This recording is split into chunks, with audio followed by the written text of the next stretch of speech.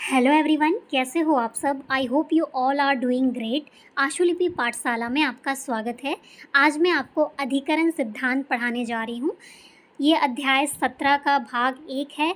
आज हम अभ्यास 4 करेंगे। ये आखिरी अभ्यास है भाग 1 का। अगली वीडियो में हम अध्याय 17 का भाग 2 शुरू करेंगे। तो चलिए शुरू करते हैं। आज हम सेंटेंस बनाएंगे। तो देखते हैं पहला सेंटेंस क्या है। समाज की आदर्श व्यवस्था वह नहीं है जिसमें प्रत्येक व्यक्ति को संपत्ति का समान भाग मिलता है, बल्कि वे है जिसमें प्रत्येक व्यक्ति उसी अनुपात में धन का भागी होता है जिस अनुपात में वह सामान्य कोष भरता है। तो चलिए अब हम इसे आशुलिपि में लिखते हैं। नंबर 1, समाज की आदर्श, इसे हम एक साथ लिखेंगे, व्यवस्था वह नहीं है जिसमें प्रत्येक व्यक्ति को संपत्ति का, एक साथ लिखेंगे हम इसे, संपत्ति मौ को गाढ़ा करेंगे, का समान भाग मिलता है, कॉमा, बल्कि वे है जिसमें प्रत्येक व्यक्ति उसी अनुपात में धन का भागी होता है जिस अनुपात में वह सामान्य कोष भरता है, पूर्ण विराम। अब हम दूसरा पैराग्राफ देखते हैं। नंबर 2, शिक्षा के विकास की योजना बनाते समय इस ओर पूरा ध्यान दिया गया है कि पश्चिम में शिक्षा के क्षेत्र में पिछले 50 से 80 वर्षों में जितनी प्रगति हुई है उसे कम से कम समय में प्राप्त कर लिया जाए। पहली आवश्यकता यह समझी गई है कि प्रति व्यक्ति के पीछे शिक्षा का व्यय बढ़ाया जाए। लोकतंत्र की बुनियाद मजबूत करने के लिए यह आवश्यक है कि देश का व्यक्ति साक्षर हो और राजकाज में सक्रिय रूप से दिलचस्पी ले। इसी इरादे से यह सिद्धांत स्वीकार किया गया है कि देश के प्रत्येक बच्चे की निःशुल्क प्राथमिक शिक्षा की व्यवस्था राज्य को करनी चाहिए। अब हम इसे आशुलिपि में लिखेंगे। शिक्षा के एक साथ लिखेंगे, विकास की एक साथ लिखेंगे, योजना बनाते समय एक साथ लिखेंगे, इस ओर एक साथ लिखेंगे, पूरा ध्यान दिया गया है एक साथ लिखेंगे, कि पश्चिम में एक साथ लिखेंगे, पश्चिम में शिक्षा के क्षेत्र में पिछले 50 से 80 वर्षों में एक साथ लिखेंगे, वर्षों में जितनी प्रगति हुई है एक साथ लिखेंगे, कॉमा, उसे कम से कम एक साथ लिखेंगे, कम से कम समय में एक साथ लिखेंगे, प्राप्त कर लिया जाए एक साथ लिखेंगे, कॉमा, पहली आवश्यकता यह समझी गई है एक साथ लिखेंगे, गई है कि प्रति व्यक्ति के पीछे शिक्षा का व्यय बढ़ाया जाए, पूर्ण विराम। लोकतंत्र की बुनियाद मजबूत करने के लिए एक साथ लिखेंगे हम, यह आवश्यक है एक साथ लिखेंगे, कि देश का व्यक्ति साक्षर हो और राजकाज में एक साथ लिखेंगे, में सक्रिय रूप से दिलचस्पी ले, पूर्ण विराम। इसी इरादे से यह सिद्धांत स्वीकार किया गया है, एक साथ लिखेंगे, कि देश के प्रत्येक बच्चे की निःशुल्क प्राथमिक शिक्षा की व्यवस्था राज्य को करनी चाहिए, पूर्ण विराम। नंबर 3, अनुभव प्राप्ति के लिए काफ़ी कीमत चुकानी पड़ती है, परंतु इससे जो शिक्षा मिलती है वह अन्य किसी भी साधन द्वारा नहीं मिल सकती।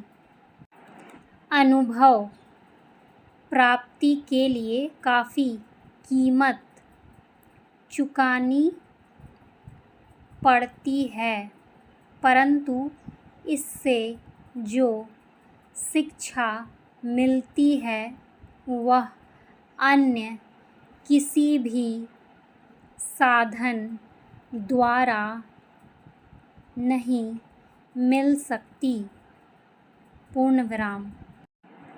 नंबर 4, लोकतंत्र में जनता को इस बात का अधिकार है कि वह अपने अधिकारों के लिए संघर्ष करे, उसके कुछ अभाव और अभियोग हो तो उनके लिए आवाज़ बुलंद करे।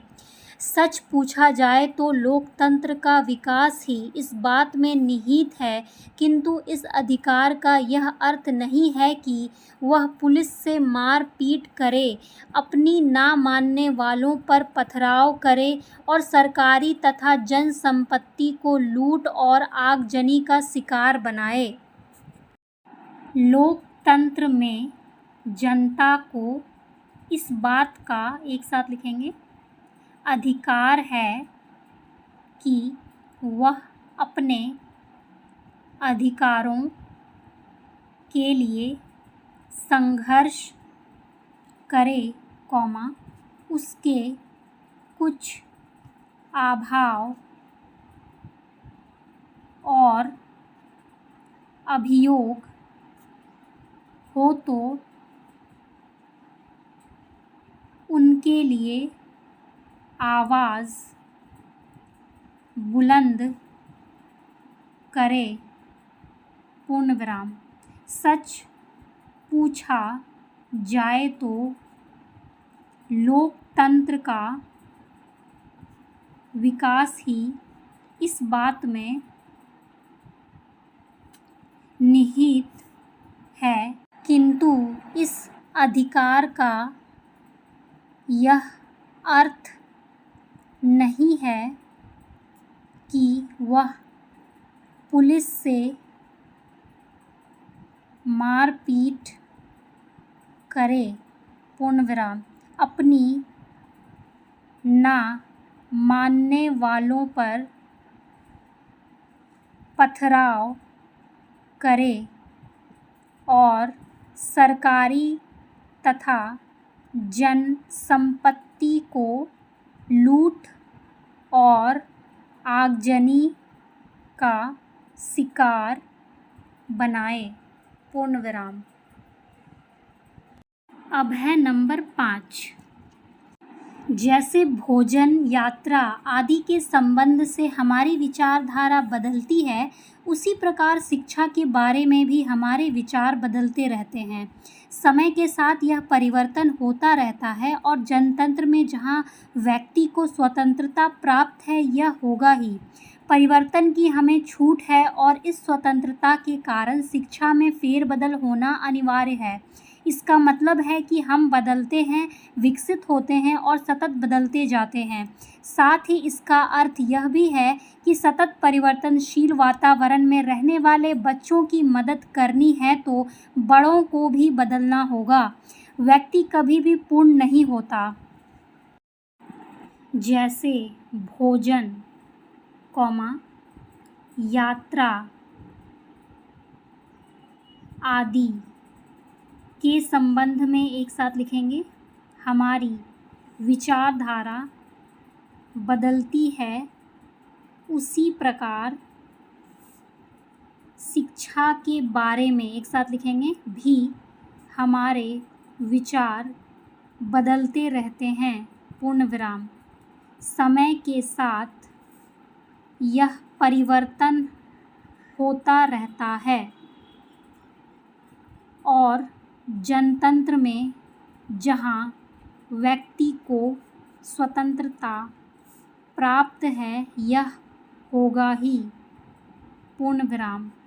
परिवर्तनशील की हमें छूट है और इस स्वतंत्रता के कारण शिक्षा में फेरबदल होना अनिवार्य है, पूर्ण विराम। इसका मतलब है कि हम बदलते हैं, कॉमा, विकसित होते हैं और सतत बदलते जाते हैं, पूर्ण विराम। साथ ही इसका अर्थ यह भी है कि सतत परिवर्तनशील वातावरण में रहने वाले बच्चों की मदद करनी है तो बड़ों को भी बदलना होगा, पूर्ण विराम। व्यक्ति कभी भी पूर्ण नहीं होता, पूर्ण विराम। तो यहाँ तक आप मेरी वीडियो को पॉज करके ये सब आप अच्छे से नोट कर लो और जितने भी मैंने आपको अभी पैराग्राफ बताए हैं उसकी आप अच्छे से प्रैक्टिस करना। अगली वीडियो में हम अध्याय 17 का भाग 2 करेंगे। Okay, thanks for watching.